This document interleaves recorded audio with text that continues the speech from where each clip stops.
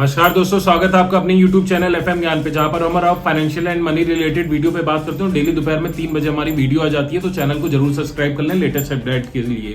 आज के वीडियो में हम बात करने वाले हैं मुंजल ऑटो शेयर्स के बारे में। ये जिस सेगमेंट में डील करती है, ऑटोमोबाइल सेगमेंट में डील करती है, और खासकर इनका काम की बात करें तो मेटल शीट बनाती है। अब किस किस चीज के लिए मेटल शीट बनाती है, क्या करती है, और लगभग अगर हम बात करें 1 साल के अंदर तो 120% का रिटर्न इसने दिया हुआ है। लेटेस्ट न्यूज की बात करें तो अभी हाल ही में इसने अपना 52 वीक हाई बनाया था। इसके अलावा इसको हरियाणा गवर्नमेंट की तरफ से टैक्स डिमांड नोटिस दी गई है 6.2 करोड़ के करीब की। तो ये लेटेस्ट न्यूज थी।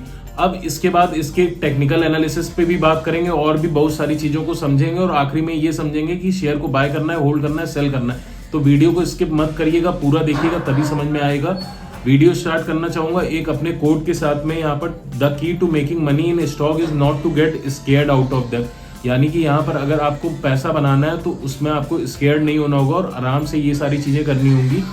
जैसा कि मैं बताना चाहूंगा, आप इन प्राइस रेशियो के हिसाब से आप समझ सकते हैं। 2 सितंबर 2022 में इसका प्राइस था 53 रुपीज के करीब।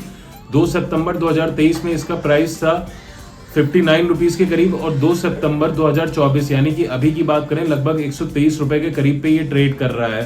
तो ये चीज आप समझ सकते हैं कि कैसे अगर आपको पैसा बनाना है तो आपको स्केयर नहीं होना होगा, और जो भी ऊपर नीचे हो रही चीजें उन चीजों को अगर आप अवॉइड करते हैं तो आने वाले टाइम में आप एक अच्छा रिटर्न भी देख सकते हैं। तो चलिए यहाँ पर वीडियो को स्टार्ट करते हैं और लेके आते हैं अब थोड़े से टेक्निकल एनालिसिस के बारे में। तो यहाँ पर मैं आपको बगल में स्क्रीन पे दिखाना चाहूंगा मुंजल ऑटो इंडस्ट्रीज लिमिटेड, जिसके बारे में हम बात कर रहे हैं। करंटली 129 रुपीज के करीब पे ट्रेड कर रहा है, और इसके अगर मैं बात करूं 1 ईयर लो और 1 ईयर हाई के बारे में, तो 1 ईयर लो इसका रहा है 50 रुपीज का, और 1 ईयर हाई इसका रहा है 133 रुपीज का।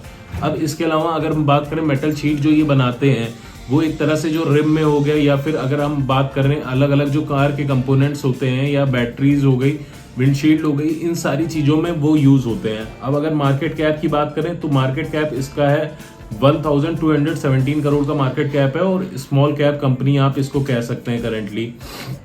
फाइनेंशियल्स के बारे में बात करें यहाँ पर, तो फाइनेंशियल्स में आपको यहाँ पर मैं डाटा दिखाना चाहूंगा 2022 से 24 तक का। तो आप 2022 में यहाँ पर देख सकते हैं टोटल रेवेन्यू जो रहा है कंपनी का वो रहा है 1921 करोड़। 2023 में ये बढ़ के हो गया 2044 करोड़ का, और वापस 2024 में घटते हुए देखने को मिला है 1917 करोड़ का। ऐसे ही नेट इनकम की बात करें 2022 में रहा है नेट इनकम इसका 26.80 करोड़। 2023 में ये बढ़ के हो गया है 56.14 करोड़, लेकिन 2024 में फिर यहाँ पर घटते हुए देखने को मिला है 38.49 करोड़ हो गया है।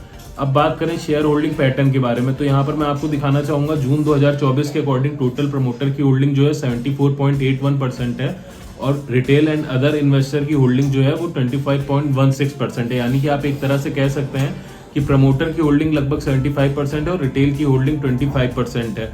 लेकिन एक तरह से क्वालिफाइड इन्वेस्टर यानी कि म्यूचुअल फंड, FIIs, DIIs, इनकी होल्डिंग बिल्कुल भी नहीं है एक तरह से देखा जाए इस स्टॉक में।